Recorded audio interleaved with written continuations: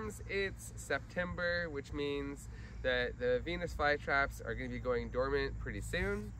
Spoiler alert for those of you who just found out about Venus flytraps and started growing them this summer. Venus flytraps do go dormant in the winter time, which means that almost all these beautiful traps that you see are all going to go black over the next month, and they'll shrink down to a few small rosettes to get them through the cold winters that they experience in North Carolina. And they do really need to go dormant. You can skip one or two, but that natural cycle that they live in is really important to their health. But in the meantime, they're looking really spectacular right now. September can be a really wonderful time to take a look at the Venus flytraps because, like I said, they're not dormant yet, but they still have all their big summer traps on them, all those upright ones. We refer to those as like the summer traps. And I've been spending the whole week cutting off all the old flower escapes. You can still see a couple of them there.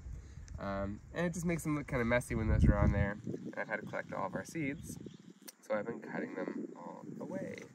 Anyways, I thought I'd take a minute and kind of show you our Venus flytrap collection, inspire you guys to add to your collection every single day, and then I'll point out things that are, looking really amazing. Down here is a new cultivar of mine called Thundercat.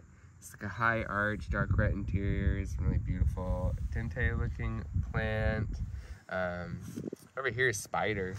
Spider is known for its thin petioles, but it also just makes so many traps. I can't believe how many traps are on that. I think right next door is Eye of Sauron. Looking pretty great. We collect all kinds of them. We pretty much have, there's definitely ones I don't have, but we're adding to them every single day to try to keep a mostly complete collection of all the cultivars that exist. We keep most of the old ones around, but then we're also adding new ones and making new ones all the time. That's Korean Melody Shark right here. It's a weird mutated one, but you can see it can get pretty big. That's about as big as it probably ever gets, but pretty big. That's Whale, looking really spectacular there. Somewhere around here was Giant Clam too. Where was that? It's hard when you have so many plants to keep track of everything sometimes. But somewhere I just saw a whale and I thought it'd be cool to see that one because they look really similar. Probably can't find it right now though. A whale has more red interiors. Oh, look at this. This is just a spectacular red dragon. Red dragon can be kind of a hard plant to grow for people, and I don't even really know why. I don't think it super appreciates the hot heat. It's like our, kind of cool, breezy, almost coastal conditions that we've had this year. So it's looking really fantastico.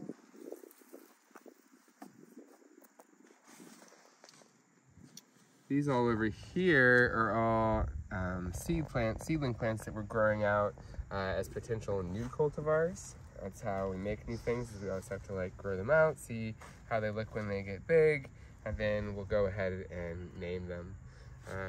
This dark red toothy guy with the green edge, we're gonna name Solar Eclipse. That's gonna be a brand new one. I like it because there's a solar eclipse, there's that corona, which is kind of like the green edge on the trap, and it has a very flamey, really cool toothy edge. So I like that name a lot. It's a nice, short-toothed, upright, adentate type plant. There's a lot of those in here. This one over here I'm so excited by. It's kind of werewolf type, but it's just so, it almost looks like a zipper. I am going to name that one and make it a cultivar. I'm still trying to decide what to call it. Maybe something with zipper in it. This is just a really cool, weird, fleshy, toothless one. They're almost like waxy. They're so thick. And I think it's functional. Yep, it is. Some of these look so cool when they close like that too. Pretty cool jaws, little monsters. What else have we got? This is Witchy Baby over here. It just got transplanted, and so it's just kind of growing into itself, but you can see it's got, even in its kind of transplanted state, it's got tall traps bigger than everybody else.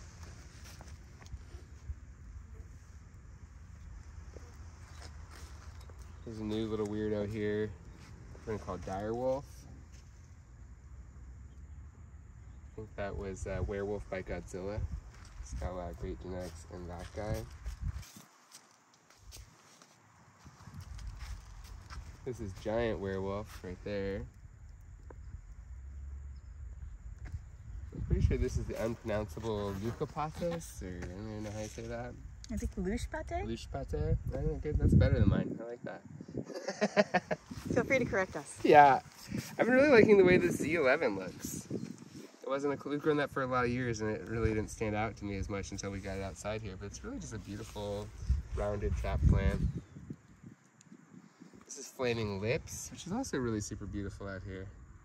I was really surprised how great that one is. This is my ginormous bowl. Something to talk about. Just because plants have the genetics to be huge doesn't mean that they always are. And so when you replant those guys, those are every bit, you know, have everything in them to be super giant with like 2-inch traps. But, you know, when we just repot them, it takes them a while to grow back into that. So just because they're giant doesn't mean like next year they'll be giant, which is sometimes an interesting thing to notice. This is a unnamed thing that I still have to give a name. It's one of my favorite new things that I've made. Here's another one here. It's singly potted up. You can see it's looking maybe a little bit better than the big bowl, but just gets huge, huge traps. These kind of pink lashes with white tips. That's something that I really like in these plants. Just makes them really beautiful. Lots of seeds on there too. Look at all those seeds. It's literally taken me, I think this is like my 4th or 5th day collecting all the seeds. Which is really fun. Look at all those seeds. There's a lot of work going about. This is another seed grown guy I just noticed and pulled out of our seedling collection. But I could probably use a name. It's such a nice, huge, classic flytrap.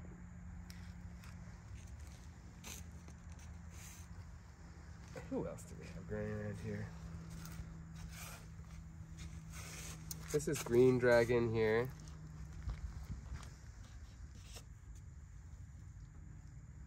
I usually think of Green Dragons being a little bigger than Red Dragon, but this year Red Dragon's outshining it. And then over here in the corner is just a beautiful big bowl of typicals. And typical is such a tricky word, because it can still be really fantastic and beautiful. Anyways, I think we hit most of the high points and took a nice walk through our Venus flytraps. I hope you guys enjoyed looking at them as much as I like showing them off, and inspired you to add some new things to your collection. We're always adding new things to our sales list, so go check it out.